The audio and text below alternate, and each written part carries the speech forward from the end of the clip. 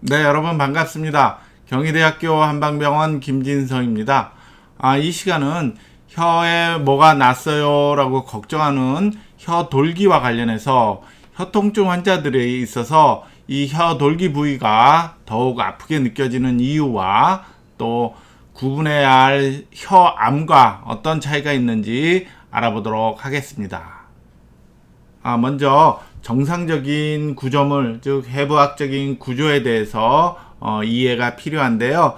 혀는 혀 표면을 설배부라 하고요. 혀 뿌리 쪽을 설근부라 하는데, 설근부와 설배부를 경계짓는 부위에 엎어놓은 V자 모양으로 성곽유두가 있어요. 이 성곽유두를 자세히 들여다보면 확대한 그림이죠. 내부에는 맛을 느끼는 미뢰라는 조직으로 이루어져 있어서 이 미뢰에서 다양한 맛에 대한 감각을 뇌 신경을 타고 머리에 전달을 해서 어떤 맛이다 이렇게 알게 되고요. 또 이 주변에는 이런 체성 감각이라고 해서 온도나 통증을 느끼는 신경도 같이 구성이 되어 있습니다. 또 이 측면에는 제가 이렇게 화살표 표시로 해놨는데 자국이 이렇게 남아 있는데, 어릴 때에는 입새 유두라는 것이 형성이 되어 있다가 성인이 되면서 점점점 퇴화돼서 이런 자국만 남아 있기도 한 상태인데, 어떤 경우에는 어릴 적 있던 입새 유두가 더욱 붉어져 커져 있는 양상을 보이기도 합니다. 또한 이 경계 뒷변, 즉 설근부에는요, 양쪽의 구개편도 외에 혀 뿌리 쪽에 설편도라는 걸로 구성이 되어 있어요. 이 편도 조직은 일종의 임파 조직으로 염증이 있거나 감염이 되면 더욱 커지는 이런 양상을 보일 수 있겠죠. 먼저 이와 관련해서 성곽유두에 대해서 알아보도록 하겠습니다. 성곽유두는 혀 뿌리 쪽을 경계짓는 부위에 엎어놓은 V자 모양으로 두드러져 있는 부위다 라고 했죠. 오른쪽 사진에 성곽유두가 하나, 둘, 셋 이렇게 좌우측으로 분포되어 있어요. 이 성곽유두에는 맛을 느끼는 미뢰가 있고 또 감각을 느끼는 신경이 같이 어우러져 있어서 어떤 자극에 더욱 예민해질 수 있는 것이고요.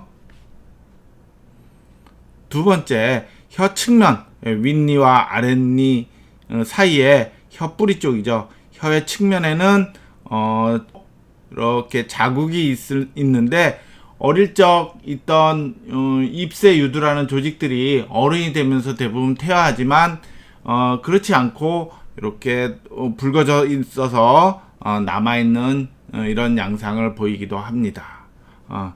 두드러지게 이렇게 화살표처럼 나타나는 부위도 입새 유두에 해당이 되는데, 이 입새 유두에도 앞서 말씀드린 성곽 유두와 동일하게 맛을 느끼는 미뢰가 분포되어 있어서 자극에 더욱 예민해질 수 있습니다. 마지막으로 혀 성곽 유두 너머에는 설편도가 있는데, 이 설편도가 크게 이렇게 부어 있는 경우도 있는데요. 이러한 경우는 기계적인 자극이나 또 산의 역류에 의한 자극, 일정한 감염에 의해서 이렇게 커지면서 자극에 더욱 예민해지는 양상을 보일 수 있습니다.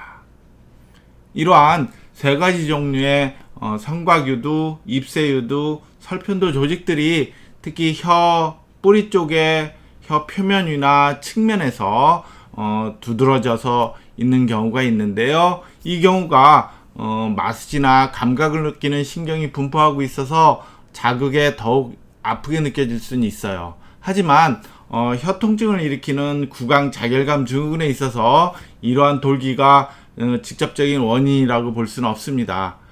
구강 자결감 증후군은요, 입안에 염증과 같은 뚜렷한 이상이 없는 상태에서 몇 가지 다른 요인들, 입안에 침이 안 나오거나 하는 구강 요인, 또 전신적으로 호르몬의 변화가 오거나 또 어떤 영양소가 부족해서 오는 전신 요인이나 마지막으로 과도한 스트레스와 같은 정신 요인들이 어우러져서 신경의 민감성이 말초와 중추성으로 같이 겸해서 나타나는 특성을 보이고 있어서 앞서 말씀드린 세 가지 종류의 유두가 구강자결감 증후군에 있어서 혀 통증의 직접적인 원인이라고 볼 수는 없습니다. 그러므로 혀 통증이 설사 발견이 되고 또 이 돌기 부위가 더욱 아프다 하더라도 혀 전체의 통증과는 관련이 없다라는 것을 먼저 염두에 두셔서 암과 같은 어떤 악성 질환에 대한 염려하는 마음이 스트레스로 작용하지 않도록 잘 관리하는 것이